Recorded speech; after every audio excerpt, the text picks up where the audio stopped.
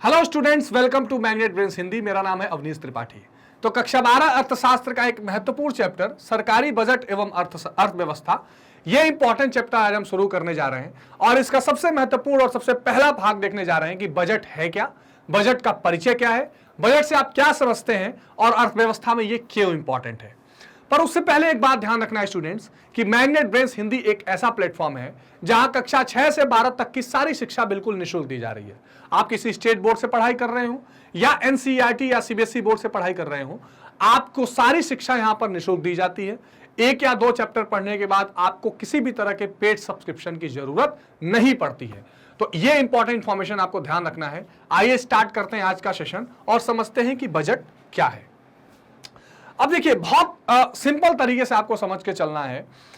आप भी जब अपने महीने की शुरुआत करते हैं या आप अपने घर में देखते होंगे पेरेंट्स को, तो आप महीने की शुरुआत से पहले अपने इनकम और एक्सपेंडिचर का एक एंटिसिपेशन करते हैं। हिंदी में अपने आय और व्यय का एक अनुमान लगाते हैं। तीन चीज बहुत ध्यान रखिएगा, आय, ठीक है, क्योंकि ये कीवर्ड्स हैं इस चैप्टर के, आय, व्यय और तीसरा अनुमान। ठीक, ये तीन वर्ड से मिलकर पूरा का पूरा आपका बजट बना हुआ है। यानी इनकम कितनी है, एक्सपेंडिचर कितना है, इसका जब हम अनुमान लगाकर एक लेखा जोखा लगाते हैं वो बजट है। सरकार भी यही करती है। सरकार हर वित्तीय वर्ष से पहले, क्योंकि उसको संविधान में यह बाध्यता दी गई है अनुच्छेद 112 में, उसकी चर्चा करेंगे, अपने आय और व्यय का एक अनुमान लगाती है, एक एंटिसिपेशन करती है। The anticipation of the government's receipt and expenditure in a financial year और in coming financial year is called budget. तो सरकार जब अपने पैसे कहां से उसके पैसे आएंगे और कहां वो खर्च करेगी, इसका एक अनुमान और एक लेखा जोखा बनाती है, उसे बजट कहते हैं। आइए समझते हैं कुछ इंपॉर्टेंट लाइंस के थ्रू। देश की जनता से करारोपण यानी टैक्सेशन के माध्यम से प्राप्त धन, हालांकि केवल टैक्सेशन के माध्यम से धन नहीं मिलता है, और भी मदे हैं, इसकी चर्चा हम करेंगे। तो देश की जनता से करारोपण के माध्यम से प्राप्त धन और उसके योजनाबद्ध व्यय के लिए यानी प्लान्ड एक्सपेंडिचर के लिए बनाई जाने वाली वार्षिक रूपरेखा को बजट कहते हैं। यानी एक दो तीन चीजें इंपॉर्टेंट है कि एक तो ये वार्षिक रूपरेखा होती है, एनुअल फाइनेंशियल स्टेटमेंट भी कहते हैं। यानी एक वर्ष के भीतर सरकार पैसा जो ले आएगी टैक्सेशन से, टैक्स के अलावा भी कुछ और सोर्सेज हैं, और उसको किस तरीके से वो खर्च करने वाली है, उसके लिए सरकार की क्या योजनाएं हैं, क्या पॉलिसीज और प्लान्स हैं, इसकी जब रूपरेखा आती है तो बजट कहते हैं। और इंपॉर्टेंट रूप से क्या डेफिनेशंस हो सकते हैं, ये देखिए, बड़ा इंपॉर्टेंट डेफिनेशन है। सरकार द्वारा भविष्य के आय व्यय के अनुमान को सरकारी बजट कहते हैं। यानी ये तीन चीजें इंपॉर्टेंट है, आय और व्यय और इसका अनुमान। अच्छा, इस आय में एक बात ध्यान रखिए कि ये आय केवल करों से या टैक्सेस से ही नहीं है। सरकार टैक्सेस के अलावा भी कई जगह से पैसे ले आती है, जैसे कि लोन लेकर, जैसे अपनी संपत्तियों को बेचकर, जैसे टैक्स के अलावा फीस, फाइन, स्टैंप ड्यूटी, ये सारी चीजों के माध्यम से भी पैसा सरकार को मिलता है। इसका डिवीजन किया गया है, आगे के टॉपिक्स पर हम इसको समझेंगे। तो सरकार जब फ्यूचर में होने वाले आय और व्यय का एक अनुमान लगाती है, उसे सरकारी बजट कहते हैं। सरकारी बजट में सरकार के एक वर्ष का आय व्यय का ब्यौरा, राजकोषीय उपाय यानी इसको अंग्रेजी में कहते हैं फिस्कल मेजर्स, गत वर्ष की वास्तविक स्थिति और चालू वर्ष के अनुमानों का समावेश वित्त मंत्री द्वारा किया जाता है। अब कुछ इंपॉर्टेंट इंफॉर्मेशन आपको ध्यान रखने हैं। क्या रखना है, तो भारत के संविधान में एक अनुच्छेद है आर्टिकल 112, जिसको कहते हैं अनुच्छेद 112। ये अनुच्छेद 112 ये कहता है कि हर साल सरकार को संसद के सदन पर या संसद के पटल पर एनुअल फाइनेंशियल स्टेटमेंट यानी कि वार्षिक आर्थिक विवरण रखना पड़ेगा। अब ये एनुअल फाइनेंशियल स्टेटमेंट में क्या आएगा, आप कहां से पैसा ला रहे हैं, आप कहां पैसा खर्च कर रहे हैं, इसके अलावा पैसा खर्च अगर कर रहे हैं तो उसकी योजनाएं क्या हैं, ठीक है, और इसके अलावा आप किन किन मदों से पैसा ला रहे हैं, आप वित्तीय समायोजन करने के क्या क्या प्लान एंड पॉलिसीज बनाकर चल रहे हैं, आप कैसे इनकम डिस्ट्रीब्यूट करेंगे, अगर कोई इकोनॉमी में मंदी या महंगाई है तो उसको कैसे ठीक करेंगे, इसके लिए राजकोषीय उपाय बनाए जाते हैं। ये सारी चीजें कौन प्रस्तुत करता है, देश की फाइनेंस मिनिस्टर या वित्त मंत्री संसद में करते हैं। विशेष करके संसद का जो लोकसभा है वहां किया जाता है। पहले ये फरवरी के आखिरी दिन पे होता था, अब इसको फरवरी के फर्स्ट डे 1 फरवरी को आजकल प्रस्तुत किया जाता है। वो इसलिए ताकि 31 मार्च खत्म होते होते बजट की सारी प्रक्रिया खत्म हो जाए, 1 अप्रैल से सरकार पैसा खर्च कर सके।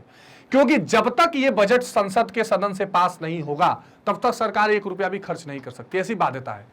तो सरकारी बजट में ये सारी चीजें यानी कि इनकम और एक्सपेंडिचर का ब्यौरा, राजकोषीय उपाय, गत वर्ष की स्थिति और चालू वर्ष की स्थिति, अनुमानों का समावेश होता है।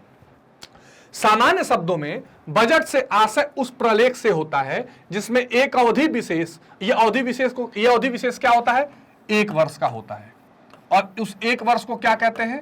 फाइनेंशियल ईयर या वित्तीय वर्ष। वित्तीय वर्ष, ये वित्तीय वर्ष कब से कब तक का होता है? तो ये होता है 1 अप्रैल से 31 मार्च तक का। इस बीच में सरकार जो खर्च करेगी ये सारी चीजें होती हैं। तो सामान्य शब्दों में बजट से आशय उस प्रलेख से होता है जिसमें एक अवधि विशेष जो कि प्राय 1 वर्ष का होता है, उसकी आय, प्राप्ति और व्यय की जाने वाली मदों का विस्तृत विवरण पूर्वानुमान के आधार पर रहता है। पूर्वानुमान यानी एंटीसिपेशन के माध्यम से। भाई देखिए, सरकार अभी खर्च करने की योजना बना रही है, अब उतना ही खर्च होगा या उतना ही पैसा मिल जाएगा, दिस इज नॉट गारंटीड। इसलिए रिवाइज्ड बजट या रिवाइज एस्टिमेट भी बार बार आता है। तो सरकार का जो बजट होता है, एक बात आप ध्यान रखेंगे, जो खर्चा किया गया उसका लेखा जोखा नहीं है, जो होने वाला है उसका पूर्वानुमान उस बजट में रहता है। ठीक है, कुछ परिभाषाएं हैं। सरकार का बजट सरकार की आय तथा व्यय का नियोजन है, यानी प्लानिंग है आय और व्यय का, ये रिचर्ड कह रहे हैं।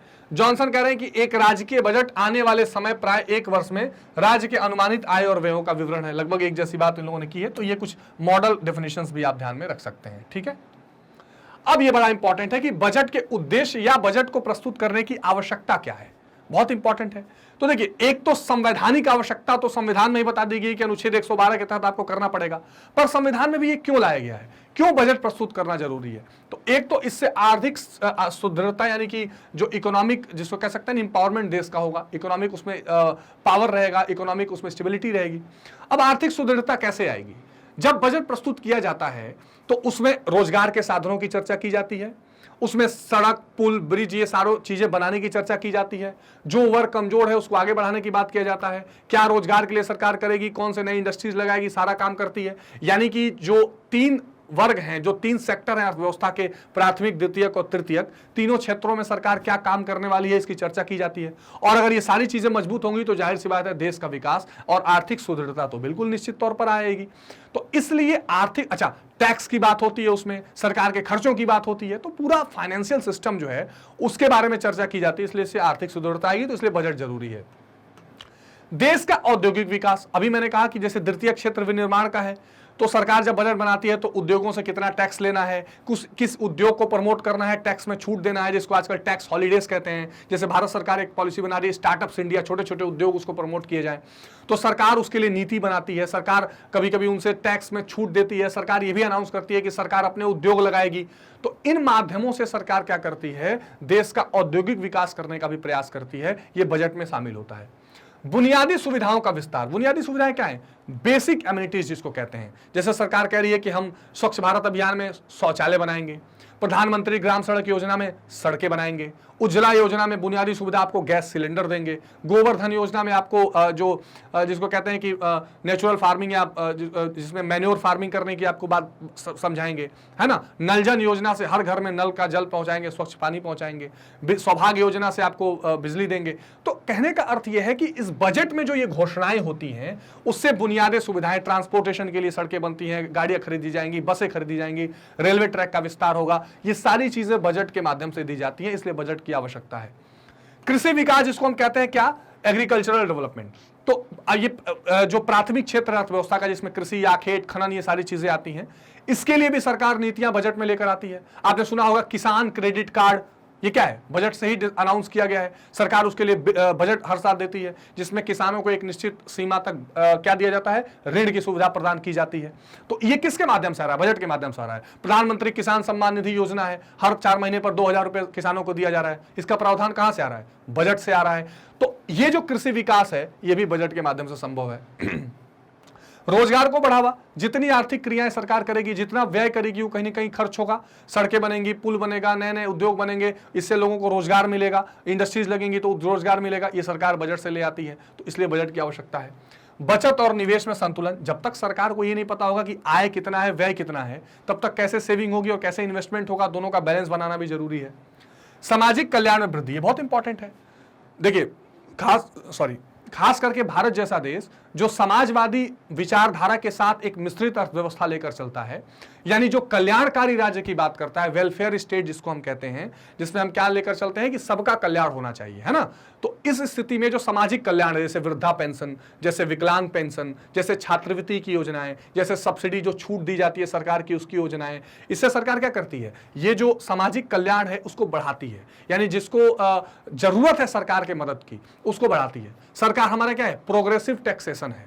इस प्रोग्रेसिव टैक्सेशन में क्या होता है, जिसके पास ज्यादा इनकम है उससे टैक्स कलेक्ट करके, जो उनके पास कम इनकम है उनको उसको पहुंचाना, उनको भी रिसोर्सेस पर उनको अधिकार देना, ये सारा सरकार की ड्यूटी रहती है। तो सामाजिक कल्याण में वृद्धि भी बजट के द्वारा किया जाता है। मूल्यों में स्थिरता लाना, यह बहुत इंपॉर्टेंट उद्देश्य है और यहीं से पिक्चर में आता है राजकोषीय नीति। ठीक है, राजकोषीय नीति जो बजट के माध्यम से होता है। अब राजकोषीय नीति में सरकार क्या करती है, सरकार ये कोशिश करती है कि आर्थिक स्थिरता बनी रहे।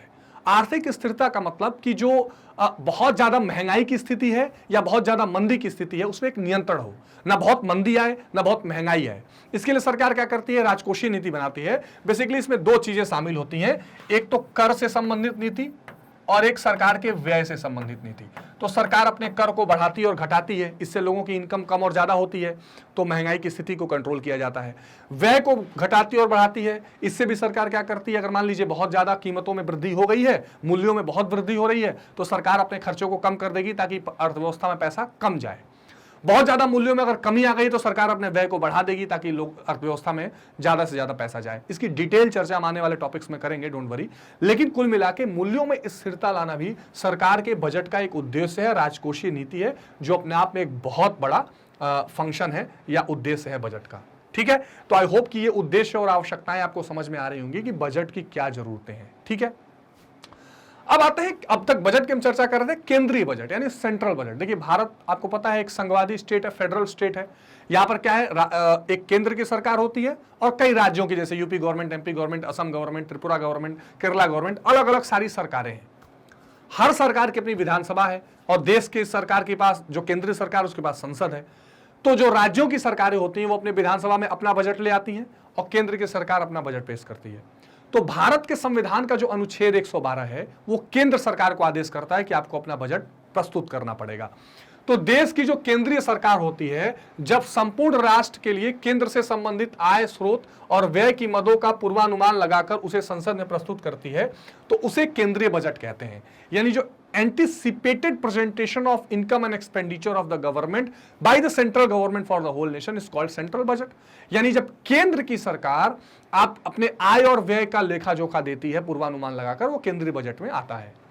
इस बजट के माध्यम से केंद्र सरकार सार्वजनिक आय यानी पब्लिक रिसिप्ट, ठीक, सार्वजनिक व्यय यानी पब्लिक एक्सपेंडिचर, सार्वजनिक ऋण यानी वो कितना ऋण लेने वाली है, वित्तीय प्रशासन यानी फाइनेंशियल वो एडमिनिस्ट्रेशन कैसा रहने वाला है, और अपनी राजकोषीय नीति से संबंधित मुद्दों पर अपना दृष्टिकोण प्रस्तुत करती है। राजकोषीय नीति यानी सरकार बताती है कि हम किस तरह की राजकोषीय नीति चाहते हैं, इस समय अर्थव्यवस्था के हिसाब से हम क्या प्लान चाहते हैं।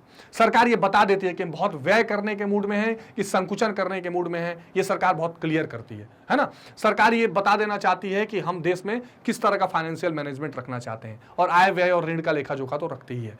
तो ये बजट के माध्यम से, केंद्रीय बजट के माध्यम से केंद्र सरकार पूरे देश को बताती है। यह वार्षिक अवधि सामान्यतः 1 अप्रैल से 31 मार्च तक की होती है। केंद्रीय बजट के अंतर्गत भारतीय संविधान के अनुच्छेद 112 के अनुसार केंद्र सरकार को प्रत्येक वर्ष संसद के पटल पर एक दस्तावेज रखती है, जिसमें वर्तमान एवं प्रस्तावित कर ढांचे के आधार पर आगामी वर्ष संभावित व्यय और आय का विवरण रहता है। इसको अंग्रेजी में कहते हैं annual financial statement. Annual financial statement, ठीक, जिसको कहते हैं वार्षिक वित्तीय विवरण। ठीक, ये अनुच्छेद 112 मैंडेट करता है कि सरकार को हर साल संसद के पटल पर ये रखना पड़ेगा, जिसमें वो बजट से संबंधित सारी बातें क्लियर करती है। ठीक, तो एक दो लाइनें आपको बहुत ध्यान से ध्यान रखनी है, वो ये कि सरकार जब पूर्वानुमानित आय और व्यय का विवरण एक वर्ष के लिए संसद के पटल पर रखती है, उस पूरे विवरण को बजट कहा जाता है। बस इतना ध्यान रखेंगे। इस बजट के क्या क्या प्रकार हैं, कौन कौन से इसमें मदें शामिल होती हैं, ये सारी चीजों की डिस्कशन हम अगले छोटे छोटे टॉपिक्स में करेंगे, लेकिन बजट के परिचय के रूप में ये बात आपको बिल्कुल ध्यान रखनी है। एक बात और ध्यान रखना है इस परिचय में कि पहले भारत सरकार का रेल बजट और जो केंद्रीय बजट है वो अलग अलग आता था, अब दोनों को एक साथ मिक्स कर दिया गया है। ठीक है, वित्त मंत्री इसको प्रस्तुत करते हैं और सदन के दोनों संसद के दोनों सदनों से इसे पास होना अनिवार्य होता है। हालांकि ये एक मनी बिल होता है, एक जिसको कहते हैं कि मौद्रिक बिल है, और ये इस बिल को केवल लोकसभा भी अगर पास कर दे तो राज्यसभा से पास मान लिया जाता है। ठीक है, ये आपको ध्यान रखना। तो बजट जो है वो एक मनी बिल होती है, इसको भी आपको ध्यान रखना है। अब केंद्रीय बजट का महत्व क्या है, तो आर्थिक नियंत्रण। बजट सरकार के विभिन्न विभागों के आय व्यय को नियंत्रित करता है कि किस विभाग को कितना खर्च करना है, इस पर एक कंट्रोल रहेगा और इसका एक पूरा पिक्चर रहेगा। आर्थिक स्थिरता, मैंने अभी आपको बताया कि इकोनॉमिक स्टेबिलिटी बनाना बजट का एक बहुत बड़ा उद्देश्य है। यानी ऐसा ना हो कि बहुत ज्यादा महंगाई हो, ऐसा ना हो कि बहुत ज्यादा मंदी हो, ऐसी स्थिति इकोनॉमी में न आए। अधिकारियों के कार्य क्षेत्र का निर्धारण बजट के माध्यम से डिसाइड हो जाता है कि किस विभाग को कितना पैसा जाएगा, कौन से अधिकारी को कौन सा पॉलिसी और प्लान इंप्लीमेंट करना है। सार्वजनिक उपक्रमों से लाभ, तो बजट से ये भी होता है कि जो गवर्नमेंट के कंपनीज हैं, जो पीएसयूज हैं, उससे कितना लाभ है, कितना हानि हो, ये देश के सामने चीजें आ जाती हैं। विदेशी विनिमय, गवर्नमेंट जब बजट बनाती है तो इंपोर्ट एक्सपोर्ट से संबंधित उसमें पॉलिसीज रहती हैं, कस्टम ड्यूटी बढ़ा रही है कि घटा रही है ना। इसके अलावा ये भी प्रयास करती है कि रुपए की जो वैल्यू है वो बहुत अंतर्राष्ट्रीय मार्केट के हिसाब से घटे या बढ़े ना, एक स्थिरता उसमें रहे। कर और गैर कर साधनों में समन्वय, अभी मैंने बताया कि सरकार को कुछ पैसा टैक्स से आता है, कुछ बिना टैक्स का अलग रूप से आता है, तो उन दोनों पैसों का एक कोऑर्डिनेशन बनाकर और देश में ठीक तरीके से खर्च करना, ये और हो सके, ये बजट का एक महत्व है, एक इंपॉर्टेंस है। सरकारी आर्थिक क्रियाओं का प्रभाव, जाहिर सी बात है जब बजट के माध्यम से आर्थिक क्रियाएं सरकार करती है, जैसे निर्माण करती है, पैसा इकोनॉमी में खर्च करती है, तो उससे क्या होता है, एक पूंजी का निर्माण अर्थव्यवस्था में होता है, रोजगार का निर्माण होता है, इससे लोगों की प्रायोज्य आय बढ़ती है, सारी चीजें होती हैं, तो इससे क्या होता है, फिर इकोनॉमी पर उसका असर पड़ता है। मार्गदर्शक, सरकार जब अपना बजट प्रस्तुत करती है तो उसमें राजकोषीय नीति भी स्पष्ट करती है, तो किस विभाग को कैसा काम करना चाहिए, किस सेक्टर में और ज्यादा बल देने की जरूरत है, कहां किस सेक्टर को इकोनॉमी को ग्रोथ करने के लिए और पैसे की जरूरत है, ये सारी चीजें एक मार्गदर्शक के रूप में बजट बता देती है। शासकीय नीतियों का ज्ञान, पूरा स्पष्ट रूप से बजट में स्पष्ट हो जाता है कि सरकार की नीति क्या होने वाली है। सरकार बहुत ज्यादा विस्तारवादी राजकोषीय नीति बनाएगी, यानी ज्यादा खर्च करना चाहती है या कम खर्च करना चाहती है, सरकार किस क्षेत्र को बढ़ावा दे रही है, स्टार्टअप्स को दे रही है कि पुराने उद्योगों को दे रही है कि कृषि को दे रही है, ये सारी नीतियां सरकार अपने बजट में, कि शिक्षा को, कि स्वास्थ्य को, सारी चीजें इस बजट में सरकार तय कर देती है। ठीक है, तो ये बात आपको ध्यान रखना है। होप कि ये सारी कंसेप्ट्स आपको क्लियर हो गए होंगे, इसमें कोई डाउट नहीं होगा। कोई कंफ्यूजन हो तो कमेंट सेक्शन में जरूर बताइएगा। एक बात का और ध्यान रखना है स्टूडेंट्स कि मैग्नेट ब्रेन्स की अपनी वेबसाइट भी है, magnetbrains.com। इस वेबसाइट पर आप आइए और सीबीएसई क्लास 12 सेलेक्ट करिए हिंदी माध्यम। यहां मेरे साथ आप इतिहास, राजनीति विज्ञान, भूगोल और अर्थशास्त्र का पूरा डिटेल्ड स्टडी कर सकते हैं, यानी किसी भी चैप्टर का वन शॉट रिवीजन, छोटे छोटे टॉपिक वाइज रिवीजन, इसके साथ previous year questions, MCQs, NCERT solution, सारी चीजें आपको बिल्कुल डिटेल में मिल जाएंगी। और यहां पर आपको क्रमवार तरीके से सब्जेक्ट की पढ़ाई करने का आसान तरीका मिल जाएगा। इसके लिए आपको कोई पेड सब्सक्रिप्शन नहीं देना, क्योंकि मैग्नेट ब्रेन्स हिंदी पर कक्षा 6 से 12 तक की सभी स्टेट बोर्ड और सीबीएसई बोर्ड की पढ़ाई निःशुल्क है। सिर्फ एक काम करिए, इसको लाइक, शेयर और सब्सक्राइब करते रहिए, ताकि ज्यादा से ज्यादा वीडियोस हम आप तक लेकर आते रहें और आपकी परीक्षा को और आसान बनाते रहें। तो मिलते हैं इसी चैप्टर के अगले कंसेप्ट के साथ अगले वीडियो में, तब तक अपना ध्यान रखिए। Take care, bye bye.